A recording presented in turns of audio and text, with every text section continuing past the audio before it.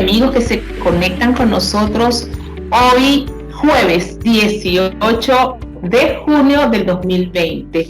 Desde ya, muchísimas gracias por conectarse con nosotros. Yo estoy sumamente feliz por este día porque me estoy reinventando, como muchas personas en este planeta Tierra, y eso me parece fantástico. ¿Por qué digo esto?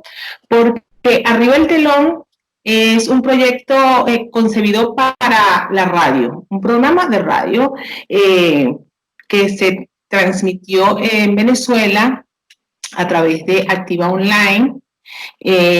Gracias a los amigos de Activa, a Daice y a Costa, que me apoyaron muchísimo en ese momento para que yo realizara este proyecto. Eternamente agradecida con ellos y con Activa Online, que está más vigente que nunca, está súper cool con toda esa programación que está a disposición de todos ustedes. Bueno, quien les habla, no me he presentado, Fireli Fernández, venezolana, actualmente residenciada en Argentina. Cuando salí de mi maravilloso país, Venezuela, me llevé, entre otros proyectos, este proyecto de Arriba el Telón. Y a Dios gracias, pude transmitirlo el año pasado, el 2019, a través de Radio Nacional Argentina, 103.3 en Neuquén, capital. Maravilloso, estupendos invitados, la pasé muy bien, agradecida con el señor Julián Sato, director de la Radio Nacional de Neuquén, y bueno, mis compañeros y compañeras que fueron estupendos. Flavio Chandía fue mi técnico de ese entonces y también le agradezco y le envío un saludo desde acá. Bueno, entonces llegamos a lo que había dicho en un principio, reinventarnos. Para nadie es un secreto la situación que estamos atravesando, y esta situación del COVID-19 y en consecuencia la cuarentena nos hizo pensar, ¿nos detenemos, nos paralizamos o seguimos adelante? Pues seguimos adelante. De una u otra forma, hay que seguir adelante, hay que trabajar esas ideas que tenemos en mente y llevarlas a cabo.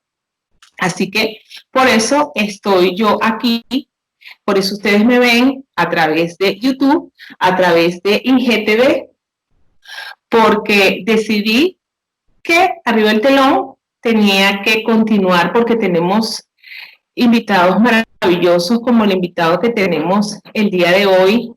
Y digo que es maravilloso no solamente como ser humano, es maravilloso por todos los conocimientos que él nos puede compartir el día de hoy y siempre. Yo le digo a mi invitado que creo que este programa, este día de hoy no va a ser suficiente. Él va a tener que hacer otro programa y otro y otro. Mi invitado es Alejandro Useche y yo les voy a leer un poco de las cosas que ha hecho Alejandro porque hace tantas cosas maravillosas que no me las puedo memorizar. Él es docente e investigador en el área literaria, ensayista y poeta. Licenciado en Letras y se ha desempeñado como curador de artes visuales en el Museo de Arte Contemporáneo Mario Abreu en Maracay, Estado Aragua, Venezuela, donde también realizó labores de divulgación de la literatura regional, así como promoción de la literatura y de la música. También vamos a hablar de eso. Ha sido profesor universitario en el ámbito literario en la Universidad Pedagógica Experimental Libertador, especializándose en simbolismo y pensamiento mítico, dictando seminarios de literatura mesopotámica, de la India clásica y del antiguo Egipto. Actualmente cursa doctorado en literatura latinoamericana en la Universidad de Concepción, Chile, donde desarrolla su tesis doctoral sobre los principios simbólicos y su estudio en la literatura.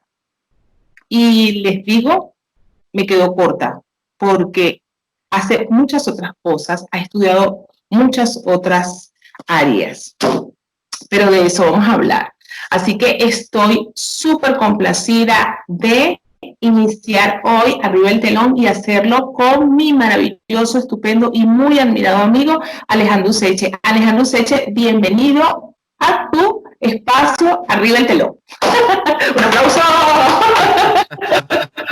Muchas gracias, Kireli. Gracias por la invitación y bueno, para mí es un honor acompañarte en este relanzamiento, en esta reinvención de tu espacio Arriba el Telón, que me parece un espacio estupendo por todas las posibilidades que abre de divulgación, de reflexión, de conversar temas tan variados e interesantes.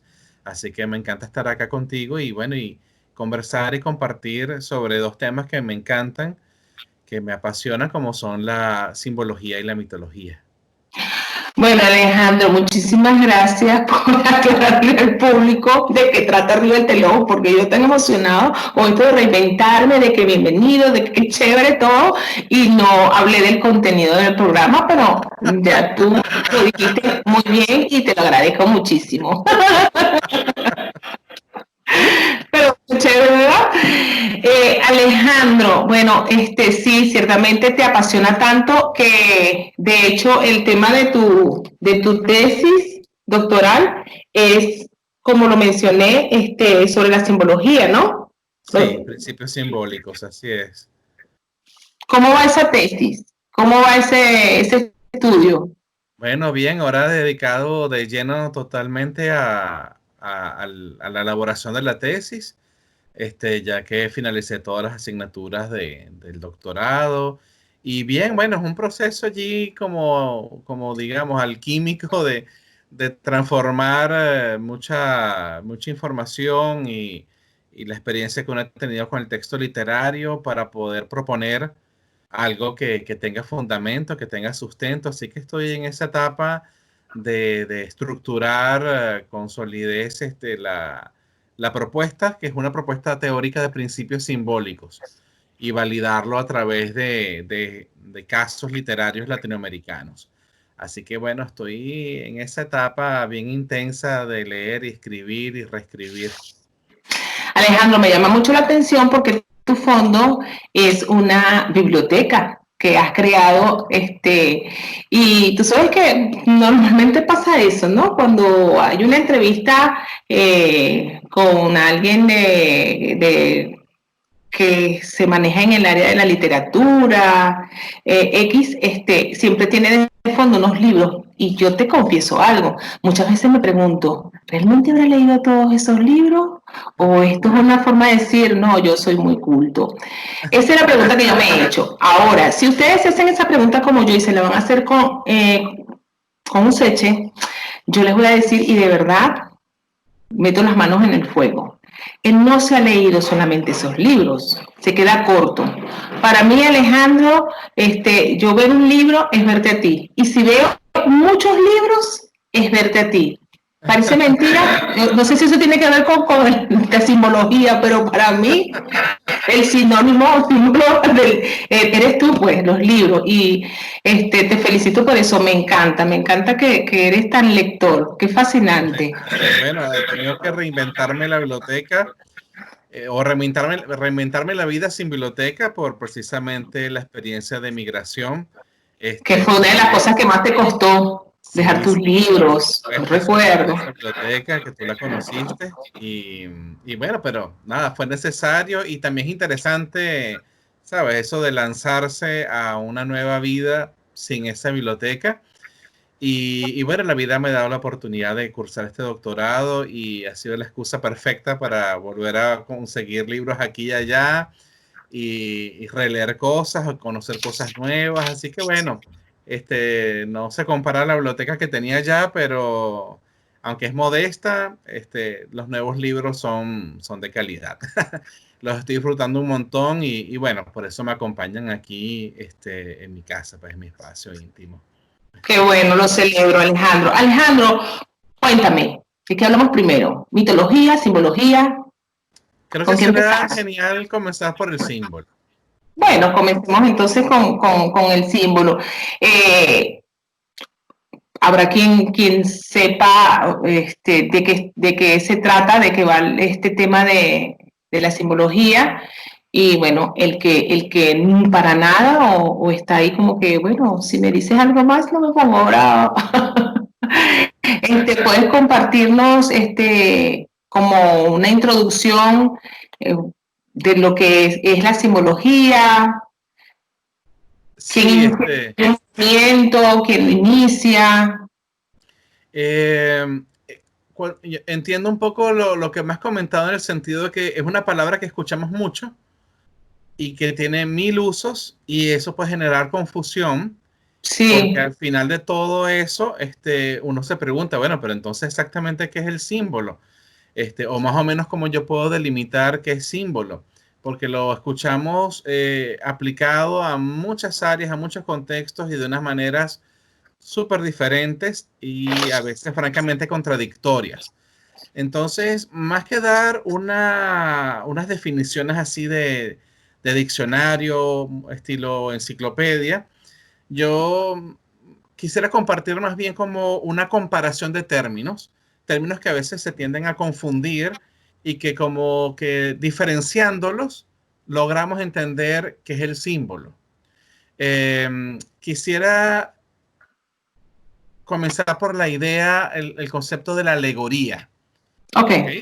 ¿Qué es una alegoría? Una imagen que tú puedes percibir por tus sentidos, por ejemplo, por la vista, y que sirve para transmitirte un concepto, una idea, o también un defecto moral o una virtud moral, como por ejemplo esta imagen de un esqueleto totalmente desnudo, con una guadaña o con una hoz, es una alegoría de la muerte, ¿verdad?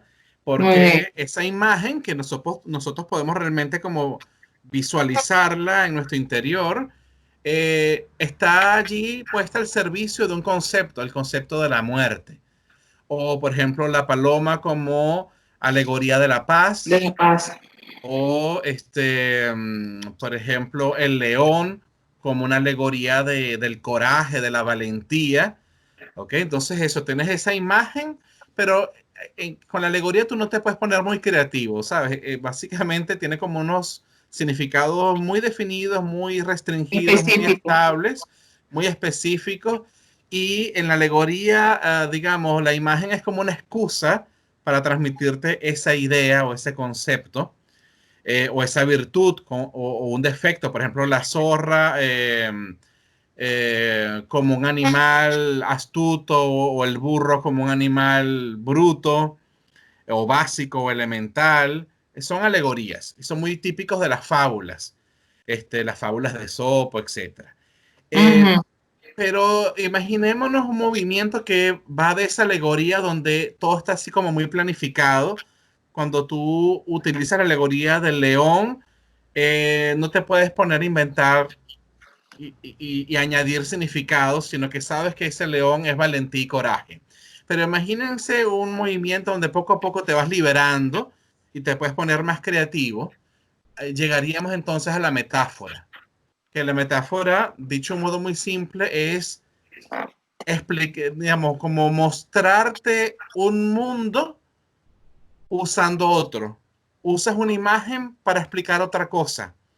¿Ok? Ujú. Por ejemplo, si si dices que tal político es un zorro viejo, hay algo allí ya de metáfora, ya hay pensamiento metafórico, porque estás usando el mundo del animal para explicar el mundo político, ¿verdad? O por ejemplo, dices que su rostro es pálido como la luna.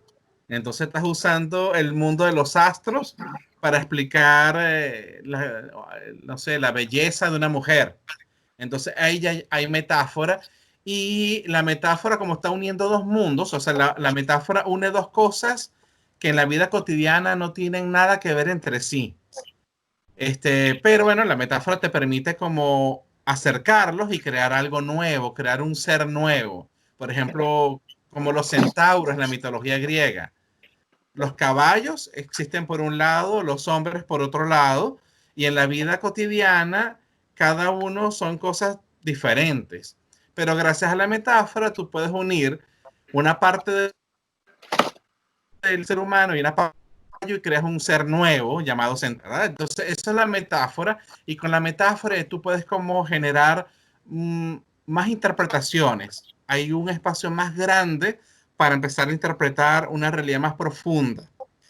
Y si sigues liberándote, si sigues este movimiento de expansión que vas de lo más restringido a lo más amplio, llegas al símbolo.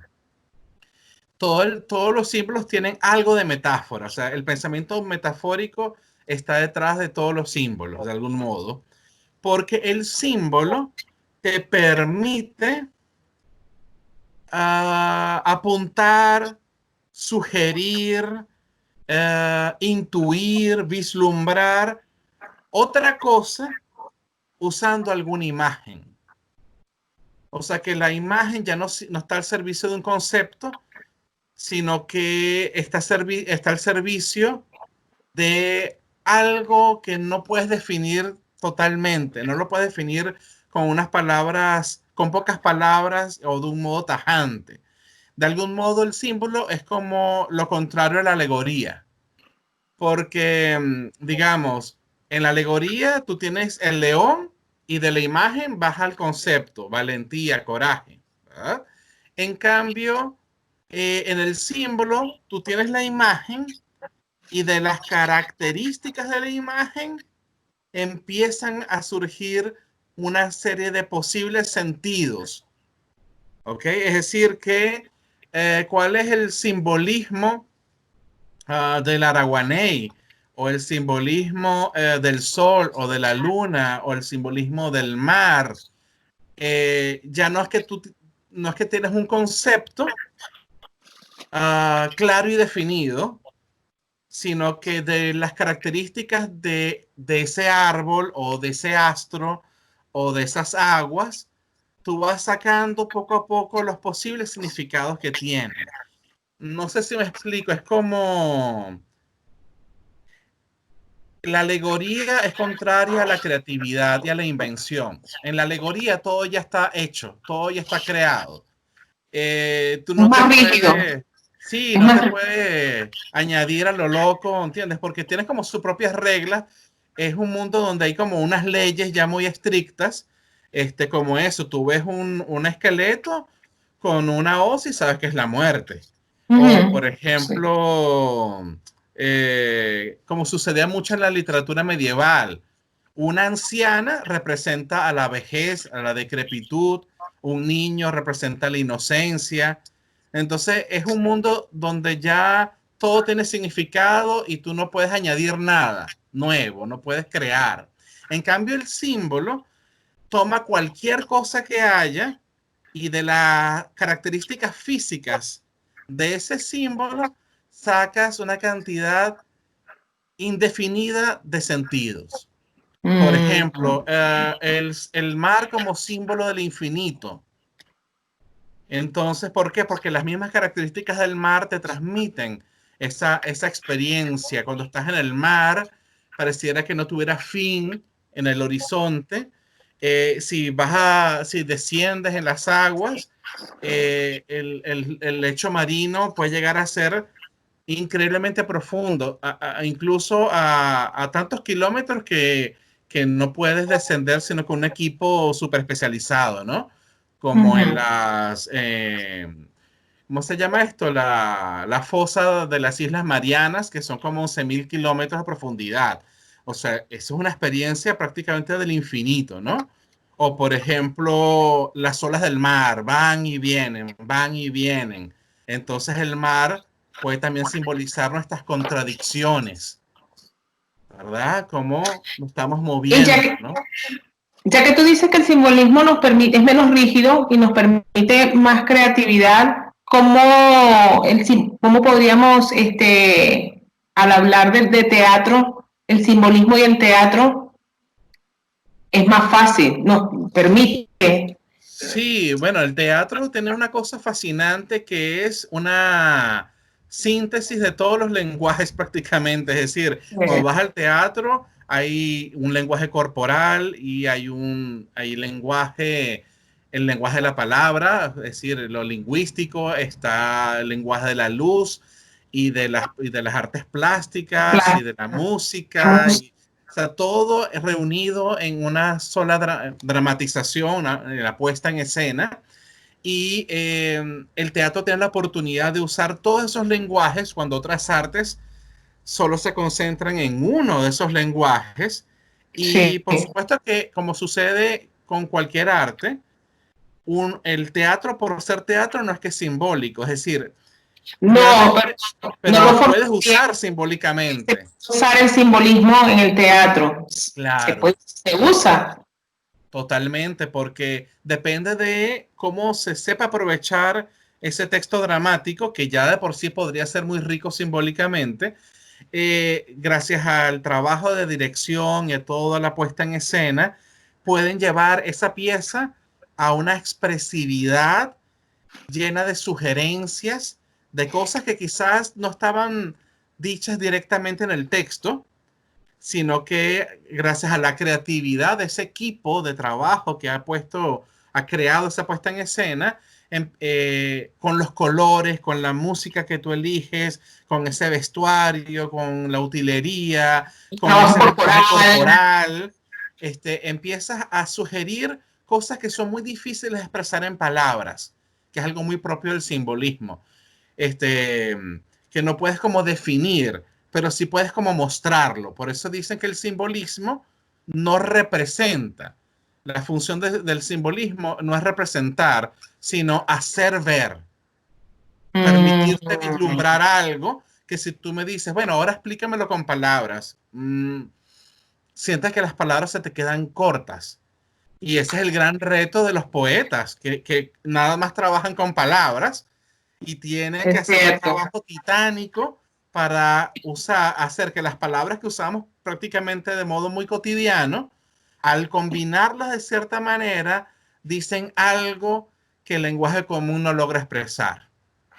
Un poeta que use mucho el simbolismo como un recurso, como su recurso principal a la hora de escribir, que te venga a la mente, que puedas identificar. Muchísimos poetas, pero uno que de pronto sea...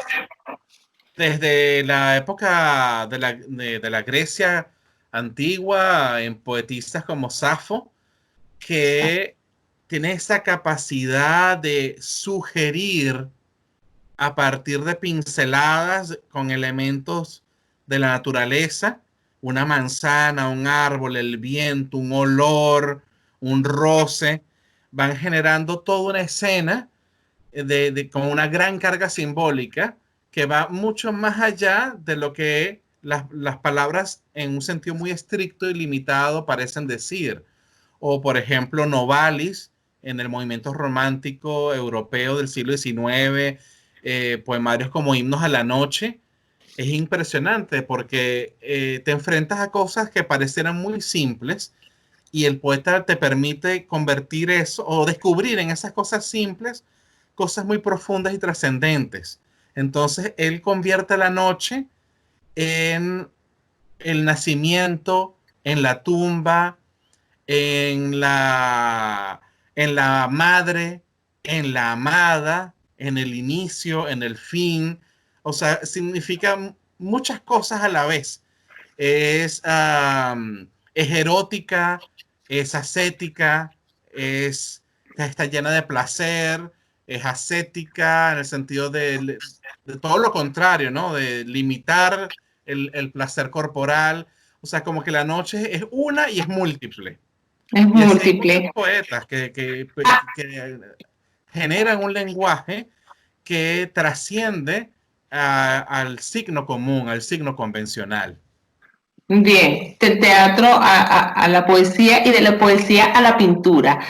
Frida Kahlo, considerada surrealista, aunque ella ha dicho que no en su momento, cuando estaba viva, por supuesto, decía que ella pintaba su propia realidad, que ella no se consideraba surrealista. Están muy cargadas sus obras de símbolos. sin están duda. cargados, sin duda Sí, lo alguna. están, claro. Estamos allí ante una obra que sí puede ser calificada surrealista, pero es un surrealismo muy sui generis, ¿no?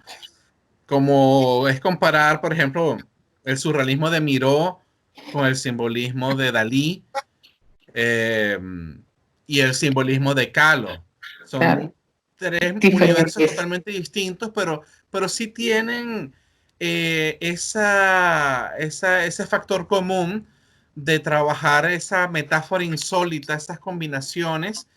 Como te decía, es como lo del centauro, cosas que en la vida real están totalmente separadas, cada uno por su cuenta, gracias a esa labor metafórica de unirlos, accede a algo mucho más allá de la metáfora que es la expresión simbólica. Entonces, como en la pintura de Kahlo, eh, esa convivencia, por ejemplo, de lo humano con lo animal, con el objeto, con lo vegetal, que podemos conseguir, por ejemplo, en pintores, salvando las distancias, porque son mundos muy diferentes, como Mario Abreu.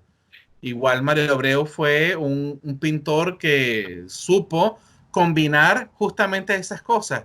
Combinaba planetas con plantas, con animales, con figuras humanas, creando un sistema de correspondencias sumamente rico, que eso es una de las características del simbolismo, que el simbolismo une cosas totalmente distintas, creando como una relación íntima, una relación oculta, que a primera vista pareciera que esas cosas no tienen ninguna conexión, y el pintor o el poeta descubre esa conexión oculta a través de lo que llaman la analogía, ¿ok? Que son similitudes, son semejanzas entre cosas que eh, pertenecen a niveles muy distintos de la realidad.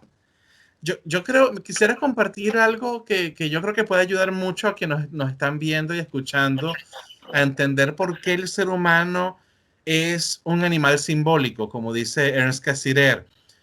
Yo creo que si visualizamos al ser humano desde un punto de vista biológico, lo captamos.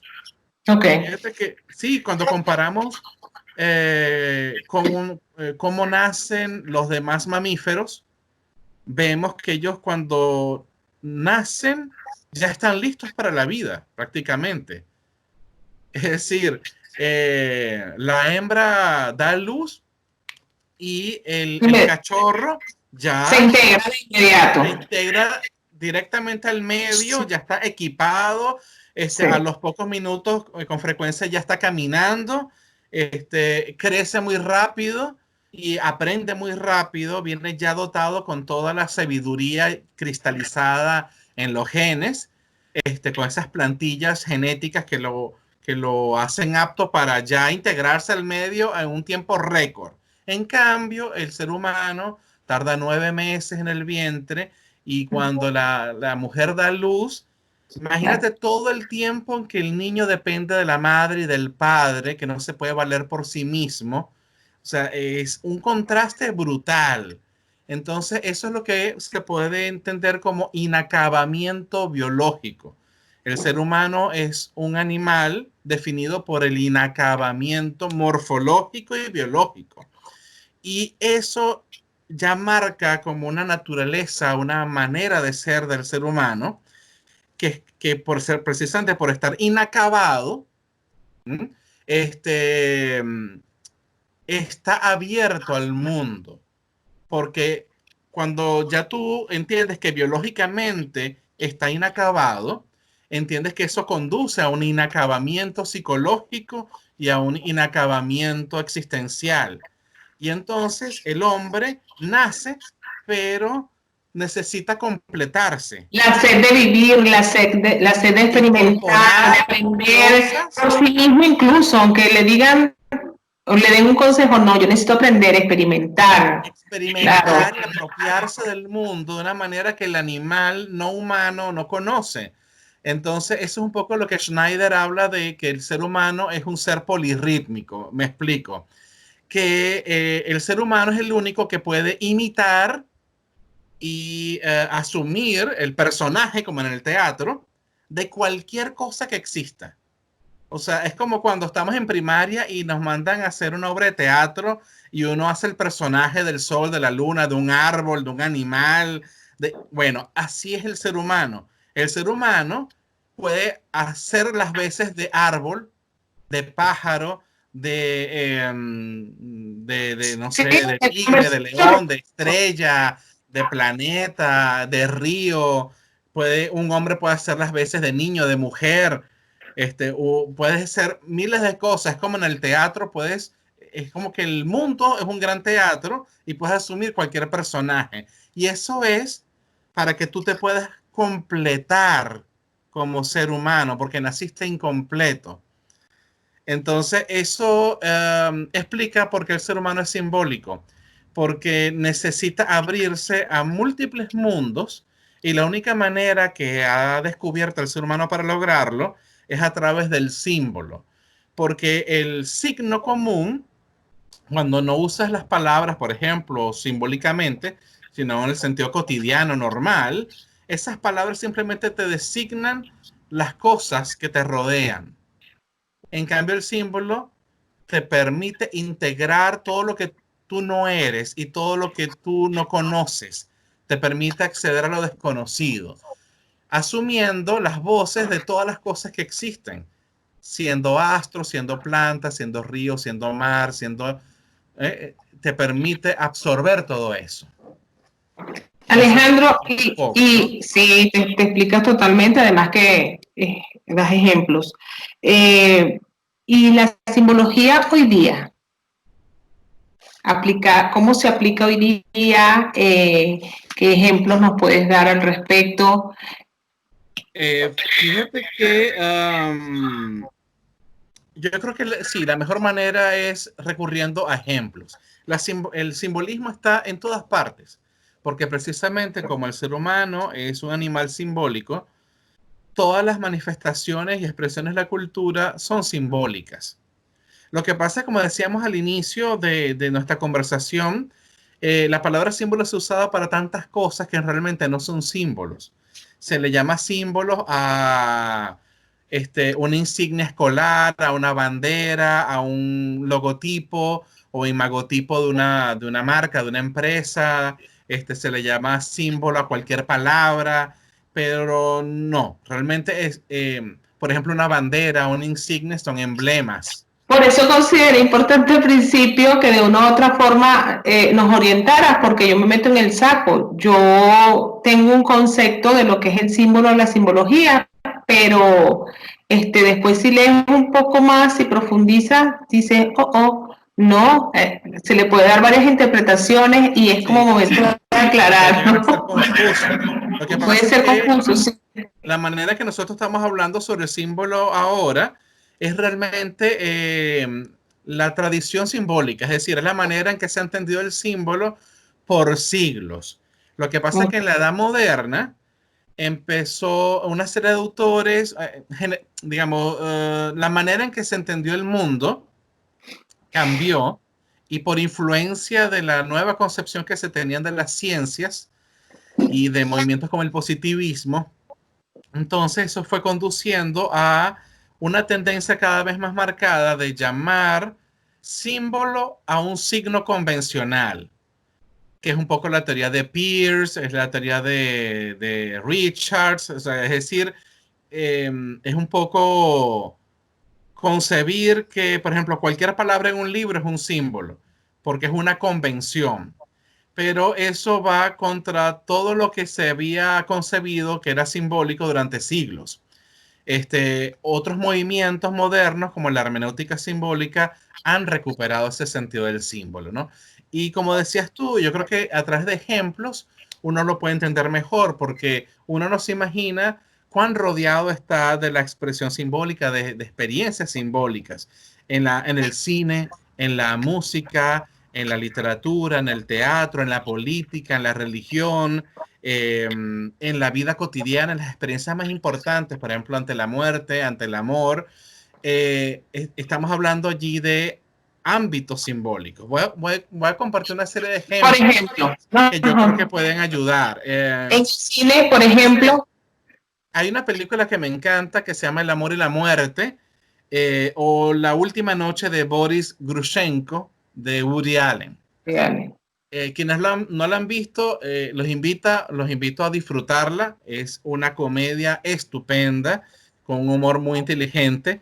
El asunto es que el protagonista de esta película, que lo hace el mismo Woody Allen, junto a la actriz Diane Keaton, que sería como la coprotagonista, la contrafigura, es un personaje ruso que, digamos, es una cosa muy curiosa porque es el tonto, pero al mismo tiempo es el sabio, ¿no? Eh, es escéptico y tiene momentos donde no cree en Dios, parece prácticamente agnóstico o ateo, y al mismo tiempo tiene fe. Fíjate, el tema habla del amor y de la muerte, ¿no? ¿Qué ocurre? Que así como en el amor se tiende a simbolizar, o uno de los símbolos clásicos del amor es el matrimonio, las bodas, que es la unión de los amantes. También hay unas bodas, por decirlo así, de la muerte, que es nuestro proceso de aceptación de la muerte. Entonces, una película que nos habla de estos dos grandes temas, el amor y la muerte. Realmente, el protagonista le tiene mucho miedo al amor, por eso nunca le cuenta a su prima Sonia que está enamorado de ella, y también le tiene mucho miedo a la muerte, y le tiene mucho miedo a la guerra. Y yo creo que es un personaje que a través del cual nosotros nos podemos como identificar, la mayoría de nosotros nos podemos identificar fácilmente, porque de algún modo todos hemos participado de experiencias donde le tenemos miedo al amor, o a la muerte, o a alguna forma de violencia. Y sin embargo, en la película, él no le queda otra que vivir el amor, que vivir la guerra o la violencia, y que encarar la muerte.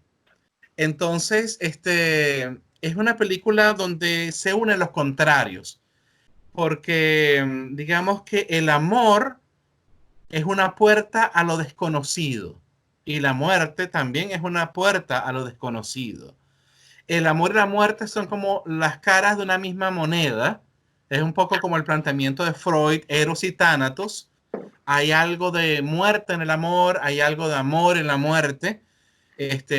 Ambas son experiencias trascendentales, y esta unión de cosas contrarias atraviesa toda la película, como eso de que la película está llena de muchos parlamentos alocados, absurdos, porque un poco el planteamiento de la película es que la vida es una locura, la vida es un absurdo, está repleta de sinsentido. Y sin embargo, la película como totalidad tiene mucho sentido. Dentro del absurdo tiene coherencia. Ajá, entonces ves la unión del contrario, es tonto pero sabio, es absurdo pero tiene sentido. El amor y la muerte. Está el amor y está la muerte. El personaje es muy cobarde, pero al mismo tiempo accidentalmente termina haciendo acciones muy valientes, muy difícil quemarlos. Boris, ¿Qué? tengo una idea. ¿Así? Asesinar a Napoleón. Ya, muy interesante. Se está haciendo tarde. ¿Por qué no te pones a tricotar? Hablo en serio. Pues yo creí que era un chiste. Quiero decir que tú y yo asesinemos a Napoleón.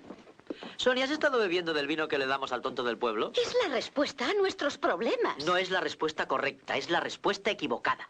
La acertada es huir, H-U-I-R, huir. No. Los franceses ocupan Moscú y tienen allí su cuartel general. Sonia. Dos tipos de aspecto inocente como nosotros podemos llegar hasta él y matarlo. Nunca podremos llegar hasta él, y si lo hacemos y disparamos, fallaremos. Es un blanco difícil, es bajito. Tenemos la ocasión de realizar un acto verdaderamente heroico. ¿Desde cuándo un asesinato es un acto heroico? La violencia al servicio de la humanidad está justificada. ¿Quién dijo eso? Atila, el uno. ¿Por qué me citas a ese bestia? ¿No sabes que el asesinato lleva consigo un imperativo moral que trasciende toda noción de la libre voluntad universal inherente? ¡Oh! Eso es insoportablemente espeso. ¿Lo que he dicho es espeso? Y aburrido. ¿Tienes la osadía de decirme que soy espeso y aburrido? Soy una de las personas más alegres de todas las Rusias. ¿Ok? Entonces, ¿por qué pongo esto como ejemplo? Porque una de las funciones principales del símbolo es unir los contrarios. Es la boda entre los opuestos. ¿Por qué? ¿Qué ocurre? En nuestro lenguaje cotidiano, algo está vivo o está muerto. Tú estás en este lugar o estás en el otro lugar, pero no estás en ambos lugares. Digamos, una mujer está embarazada o no está embarazada. Pero en el mundo simbólico eso no es así. En el mundo simbólico puede haber una mujer medio embarazada y eso es normal. En el mundo simbólico alguien puede estar vivo y muerto al mismo tiempo, como los zombies, como Drácula.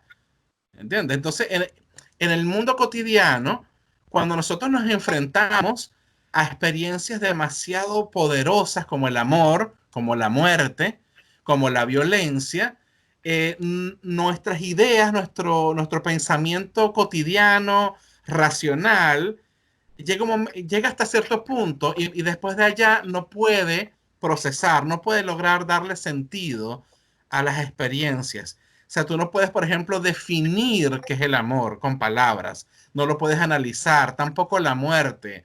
La violencia tiene una fuerza tan avasalladora que tú no entiendes la violencia en el mundo, cómo el ser humano es tan violento. Entonces, cuando nuestros dispositivos conceptuales fallan, el ser humano recurre a su dispositivo simbólico.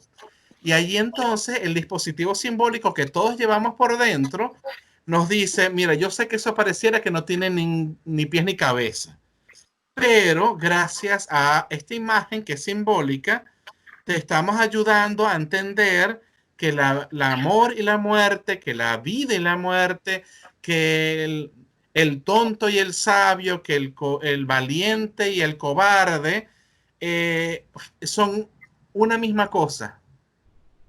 Y la imagen te ayuda a poner todas esas cosas conviviendo, coexistiendo. Es como, por ejemplo, un jarrón que se rompió y la mente racional no haya cómo unir los pedazos, o como una tela rasgada y no hayas cómo unir esa tela. El símbolo es como una costura que te ayuda a unir esos pedazos de tela rotos y volver a usar esa tela, aunque tú sabes que la tela no va a ser la misma como estaba antes. Entonces, estamos repletos de películas que nos ayudan a unir los contrarios. Entonces es un conector. Y alma, por ejemplo, amor y odio, vida y muerte. Claro. Entonces es un poco... no se trata de que las personas cuando ven una película hagan un análisis, una interpretación simbólica de la película. Hasta pueden decir, bueno, pero es que quién sabe si el cineasta tenía esas intenciones. Eso no es lo importante, porque el símbolo no se planifica, el símbolo es. Y cuando tú recibes esa película y la disfrutas, si realmente te metes en la película y la vives, el trabajo simbólico empieza a realizarse, porque te sirve de una imagen vivida a través de la cual puedes canalizar esas experiencias que no hayas como conciliar en la vida cotidiana, porque en la vida cotidiana te dicen que esas cosas no se pueden unir. Como te digo, estás vivo o estás muerto. Nos han acostumbrado a dividirnos en cuerpo y alma, como si fueran cosas totalmente distintas. Y el símbolo nos ayuda a integrar, ¿no? O podemos también buscar un ejemplo musical, no sé qué te parece. Incluso Sí. canciones populares, canciones que todos conocemos. Como por ejemplo, de Mecano, Hijo de la Luna. Aire. Pensemos, por ejemplo, en una canción como Aire. Bueno, Aire. Fíjense que Aire es una canción que realmente está dramatizando una experiencia simbólica. ¿Por qué? Porque usa a la imagen del aire para representar nuestro deseo de superar las limitaciones, de superar las restricciones de nuestra vida cotidiana, de nuestro cuerpo. O sea, imagínate a alguien que se siente atado a este cuerpo que envejece, que se enferma, que tiene que comer todos los días, que se tiene que bañar todos los días, que tiene que trabajar, que se tiene que esforzar, y que sueña con escapar de todo eso o trascender en la cárcel del cuerpo. Si por un instante tú pudieras no ser cuerpo y ser aire, y sin embargo seguir vivo y realmente tener una vida activa. Recuerda que en la canción Soñé por un momento que era aire, sí. sí, y se deja respirar por la persona amada, que es una imagen muy erótica. Uh-huh. Sería estupendo, ¿verdad? Y la canción dice que sus sueños son demasiado grandes para ese cuarto tan pequeño. O sea, es una canción que simbólicamente se centra en nuestro poder de sublimación, de transformar el cuerpo, los instintos y la materia en algo superior, en algo distinto, ¿no? Fíjate que el aire, por analogía, es semejante al pensamiento, porque así como el pensamiento no se ve, el aire también es invisible. Y convertirse en aire es un poco darle rienda suelta a tu imaginación, darle rienda suelta a tu mente superior, donde son posibles los sueños, los ideales, donde son posibles muchas cosas, ¿no?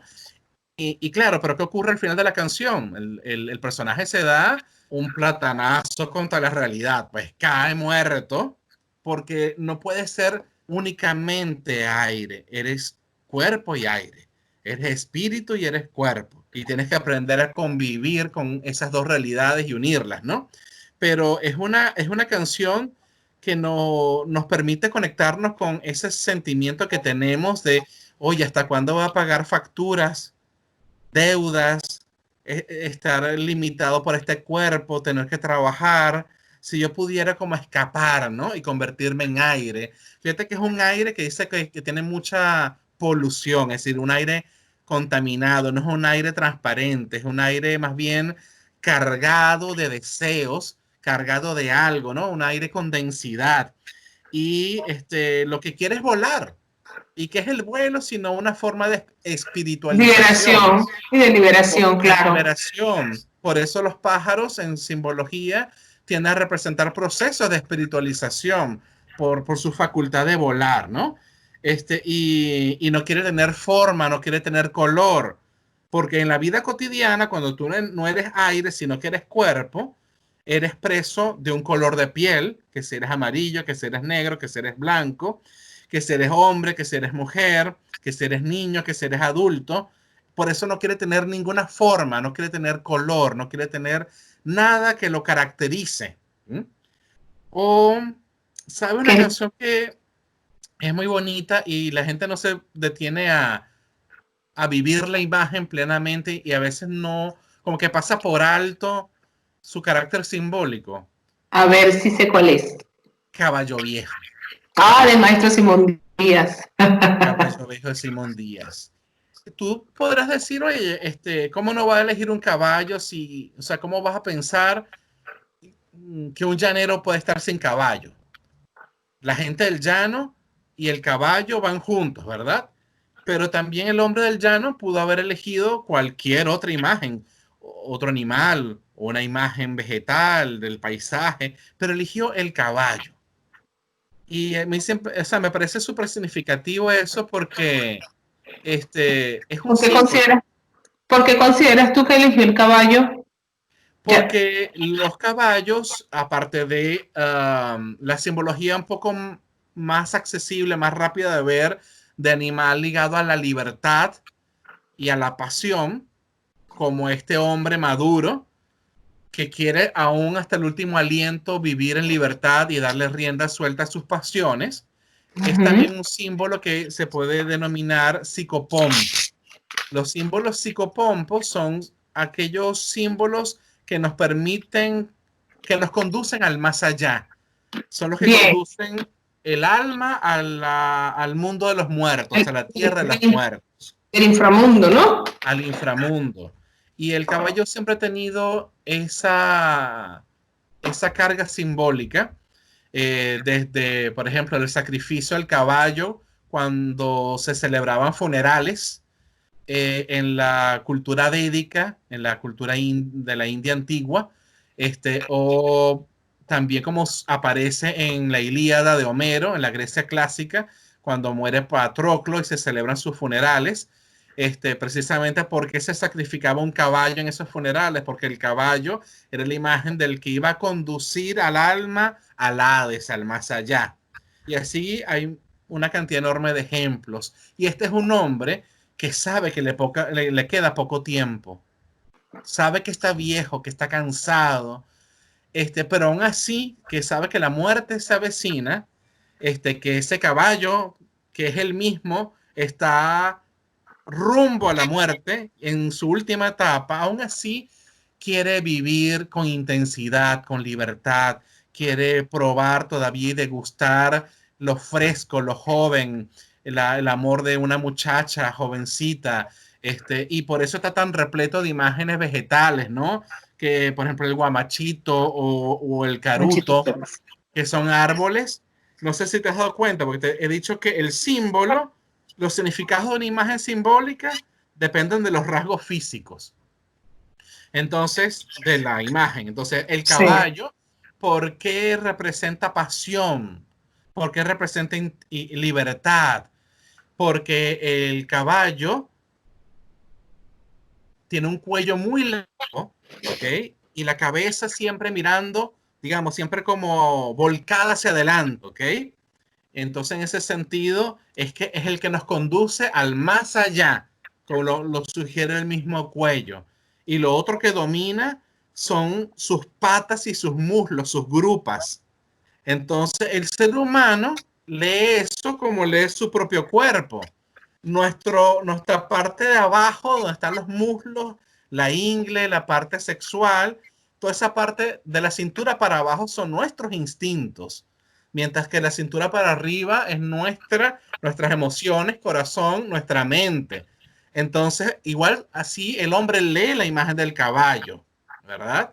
O, por ejemplo, este árbol, el caruto, apenas el tronco está subiendo, ¡pah!, se abre en una explosión de ramas con flores amarillas. Perdón, el guamachito, con flores amarillas, ¿no? Y nos transmite la imagen de algo que nace de la tierra y se abre a la vida y explota llena de pasión, de ganas de recibir los rayos del sol. Simbólico totalmente, o sea, no solamente se centró en el caballo, usó varios elementos. Varios elementos, ¿ves? Pero Que usó varios elementos como símbolo, y eso que tú dices de la flor, es cierto, y el color, fíjate, no es solamente la flor, el color, volvemos a lo que dije al principio, así como en el teatro que se reúnen todas las artes, también puede ser un animal, puede ser vegetal, puede ser un color. Claro, así la música. Por ejemplo, ¿por qué el verde es un color que simboliza el sosiego, la calma, la paz, el equilibrio? Porque el verde, vamos a decir perfecto, el verde prototípico es la combinación equilibrada de amarillo y azul, de lo más cálido o luminoso, mejor dicho, y lo más frío, amarillo y azul, ¿no? O porque, por ejemplo, el rojo representa vida, pasión, violencia, amor, porque las características físicas del color te transmiten eso, porque es el color más caliente del espectro cromático. Es el primer color, o sea, la onda electromagnética, la primera que llega a nuestra retina es la del color rojo. Por eso es el color de la invasión, de lo rápido, de lo violento, ¿verdad? Entonces, igual que si tú tomas un animal o una planta, oye, ¿por qué ese animal, esa planta simbolizan eso y no otra cosa? por su morfología, su fisionomía, sus características físicas. Como puse el ejemplo de las grupas y el cuello del caballo, o por ejemplo, como puse el ejemplo del guamachito y de estas plantas que introduce Simón Díaz en la canción. Este, fíjate, por ejemplo, la imagen, del psicopompo es tan común, a veces uno no se da cuenta. Es muy famoso este poema de Edgar Allan Poe que se llama El Cuervo. Un hombre en una noche tormentosa es visitado por un cuervo. Y todo el poema de Poe es el poema de un hombre ante un psicopompo. ¿Que lo sabes o lo tienes a la mano para que Uy, que no disfrutemos lo de ese tengo en la poema? mano. Surgió en la conversa Sí, bueno, no pasa nada si lo tenías. pero sabes, este Queda cuervo que pendiente. dice nunca más, ¿no? El Nevermore. Y, ¿Y qué es un psicopompo? Es una imagen animal que ya no está diciendo que el personaje humano está vía a la muerte, está a las puertas de la muerte. Y ante las puertas de la muerte recuerda a los amigos que ya no están, a la amada que ya no está, que está muerta, a todo lo que ha perdido. Y el ave le recuerda una y otra vez, nunca más, que es una imagen clarísima del el final de todas las cosas, que es la muerte. Es un psicopompo. Y así por donde nosotros miremos en películas, en canciones, en todas partes estamos rodeados de símbolos. Incluso nuestra vida personal, nuestra vida cotidiana, está dominada por el mundo de los símbolos y yo creo que eso lo entendemos mejor si introducimos el otro tema, que es el tema de los mitos, ¿verdad? Bueno, ¿qué fue lo que primero que te dije cuando iniciamos? Que ibas a tener que hacer otro programa. Porque ya nos quedan 4 minutos Ok. para la hora. ¿Qué te parece? Una hora de programa y una hora que se ha ido así. Nos queda tan solo Así. 4 minutos para terminar. Y con Alejandro Seche, el tema a abordar hoy, simbología y mitología. Y Pero de nada mito más no hablamos nada. mito no hablamos nada. Es más, conociéndote y bueno, ya el tema en sí habla por sí solo. Esto se quedó corto porque todavía quedaron muchas cosas por decir, incluso hablar más aún y más ejemplos de lo que querías dar del simbolismo hoy día, ¿no? Sí, pero quería un poco hablar de cómo la vida, porque claro, ¿qué pasa? Que el mito es un símbolo convertido en narración. Es un símbolo en movimiento. Tú tomas una imagen simbólica y la pones en movimiento y generas una narración. Y esa narración es un mito. Por ejemplo, tomas a Jesucristo como símbolo. Y como en una película lo pones a actuar, lo pones en movimiento. Y entonces todas las acciones que Jesucristo realizó, ¿okay? Sus milagros, su via crucis, su crucifixión, ese símbolo se convierte en un mito, en una narración. Entonces nuestras vidas son narraciones míticas, solo que muchas veces no nos damos cuenta. Hay personas cuya vida se parece mucho a la vida, por ejemplo, de una diosa como Perséfone. Otros, su vida se parece mucho a la vida de Zeus o de Dioniso o de Afrodita. Entonces, yo creo que ese también es un tema muy interesante. Podemos profundizarlo después si tú quieres, pero por ponerte el ejemplo de Perséfone, esas personas que son muy racionales, que todo lo analizan, que todo le buscan la explicación, el porqué, que todo lo intelectualizan, necesitan tener el control de la situación, ¿verdad? Controlar al otro, controlarse a sí mismo, y que una y otra vez a lo largo de su vida se ven arrastrados a situaciones ilógicas o absurdas o llenas de pasión, de pasiones oscuras o densas, de cosas que parece que no tienen explicación. Es como Perséfone. que tiene una vida clara y ordenada junto a su madre Demeter, se dedicaba a esta recolección, casi que era una botánica, una recolección de flores y de hojas, y llega un día y el dios de los infiernos, Hades, la rapta y la lleva al mundo subterráneo. En simbología, los infiernos son equivalentes al inconsciente.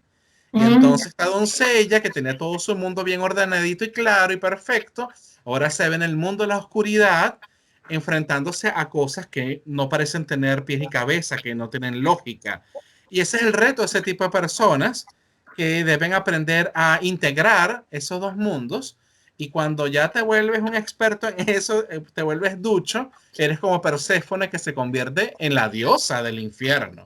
Eso te iba a preguntar, ¿qué pasó? Claro, entonces así hay personas que son muy dionisíacas, o personas que son muy apolíneas, o personas que son muy parecidas a Zeus o Afrodita, que tienen una, ¿sabes? Viven en el arquetipo de la persona coqueta, de la persona. Entonces nuestra vida personal y nuestra vida colectiva como países, como colectividades, también son profundamente simbólicas porque están organizadas por mitos. El mito del Mesías en la política, ni se diga, Firelli. Como él a líderes que sean nuestro Mesías. Comprométete, y disculpa que te interrumpa porque sé que es mala educación, no se debe hacer. Pero bueno, el tiempo me está haciendo. Comprométete desde ya a que vamos a continuar con esto.